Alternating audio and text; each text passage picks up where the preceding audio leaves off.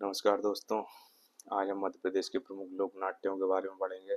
सबसे पहला सवाल हमारा यही खड़ा होता है कि लोक नाट्य होते क्या हैं।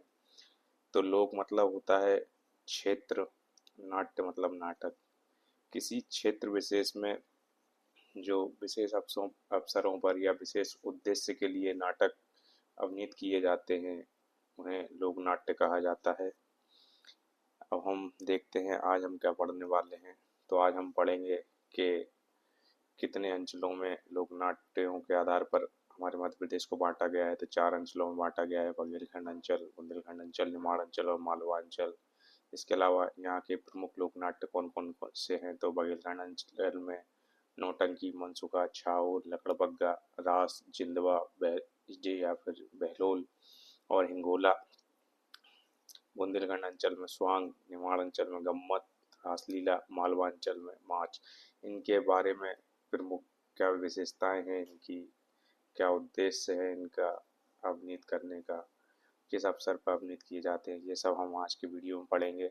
सबसे पहले हम शुरुआत करते हैं बघेलखंड अंचल के लोक नाट्य नौटंकी से। नौटंकी उत्तर प्रदेश में प्रचलित नौटंकी के समान ही होता है।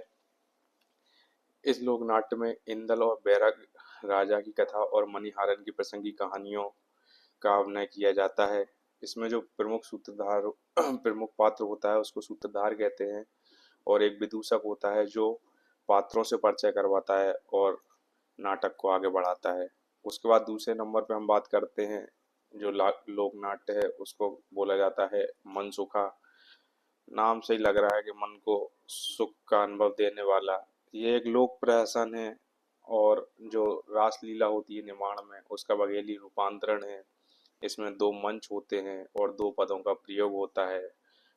और ग्रामीण क्षेत्र में बघेलखंड में मंचलों को मनसुखा बोला जाता है। इसके बाद तीसरा जो लोक नाट्य है उसके बारे में बात करते हैं, उसका नाम है छाहोर। इसका नामकरण ही इसके एक पात्र के नाम, जिसका नाम छाहोर है, उसके नाम पर पड़ा। यह जो लोक नाट्य है वो किसानी संस्कृति का परिचायक है। दीपावली से गोपाष्टमी तक इसका अभिनय अहीर, तेली और कुम्हार जाति के लोगों द्वारा किया जाता है। इसके बाद बात करते हैं लकड़बग्गा लोक नाट्य की, जो कि बघेलखंड के आदिवासी युवक युवतियों के द्वारा विवाह के बाद खुले मंच पर किया जाता है। इसके बाद बात आती है रास, या जिसको रहस भी कहते हैं। तो रास का नाम दिमाग में आते ही तुरंत ही राधा कृष्ण और गोपियों के प्रसंग हमारे दिमाग में आने लग जाते हैं। और यह जो लोक नाट्य है वह भी राधा कृष्ण और गोपियों के प्रसंगों पर ही अभिनीत किया जाता है। कृष्ण लीला होती है इसमें। उसके बाद बात करते हैं हम जिंदवा की।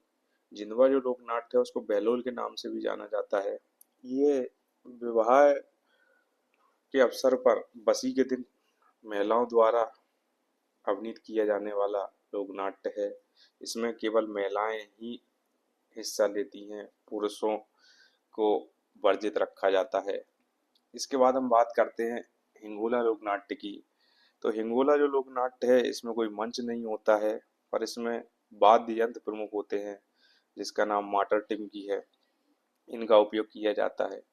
इसके बाद हम बात करते हैं बुंदेलखंड अंचल के लोक नाट्यों की। तो बुंदेलखंड अंचल में स्वांग जो है वो प्रमुख लोक नाट्य है। स्वांग जो है समाज की कुरीतियों, विसंगतियों और सामूहिक घटनाओं पर सटीक चोट करने की क्षमता रखता है। पर स्वांग जो लोक नाट्य है इसका स्वतंत्र रूप से कोई अस्तित्व नहीं है। यह बुंदेलखंड के लोकप्रिय लोक नृत्य जो है राई, जिसको मध्य प्रदेश का राजकीय लोक नृत्य भी घोषित किया गया है, उसके विश्राम के क्षणों में अभिनीत किया जाता है। स्वांग का अर्थ होता है नकल उतारना। इसका मूल उद्देश्य हास्य और व्यंग्य के माध्यम से शुद्ध मनोरंजन करना है। विभिन्न अंचलों में स्वांग को भिन्न भिन्न नामों से जाना जाता है, जैसे गम्मत, रम्मत, तमाशा, ख्याल, माचा, नाचा आदि। निमाड़ अंचल के लोक नृत्य के बारे में बात करें तो निमाड़ में 2 प्रमुख लोक नाट्य हैं।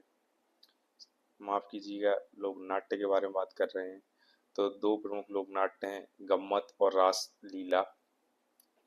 गम्मत, जैसा कि हमने स्वांग के बारे में पढ़ा कि जैसे बुंदेलखंड में स्वांग है उसी की तरह निमाड़ में गम्मत होता है।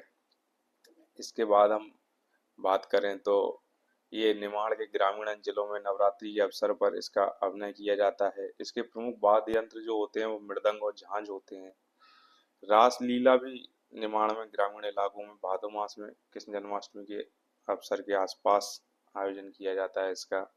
इसके बाद हम बात करते हैं मालवा अंचल के लोकनाट्य की। ये लोकनाट्य बहुत ही ज़्यादा प्रमुख है क्योंकि इसको राजकीय लोकनाट्य का दर्जा प्राप्त है। इसका नाम है माच। इसको लोक रंग की दृष्टि से देखा जाए तो संपूर्ण लोकनाट्य भी कहा जाता है। ऊंचे ऊंचे मंचों पर अभिनीत होने के कारण इसका नाम माच पड़ा। इसके जो प्रमुख कलाकार जिन्होंने इसको बुनियादी ढांचा प्रदान किया वो गुरु गोपाल जी, बाल मुकुंद जी, भैरव लाल जी, उस्ताद कालूराम जी, गुरु फकीर चंद जी, शंकर लाल जी आदि हैं। ये हमारे मध्य प्रदेश के प्रमुख लोक नाट्यों के बारे में जानकारी थी जो पूरी हुई। अब हम अगली क्लास में एक नया टॉपिक लेके आएंगे। धन्यवाद।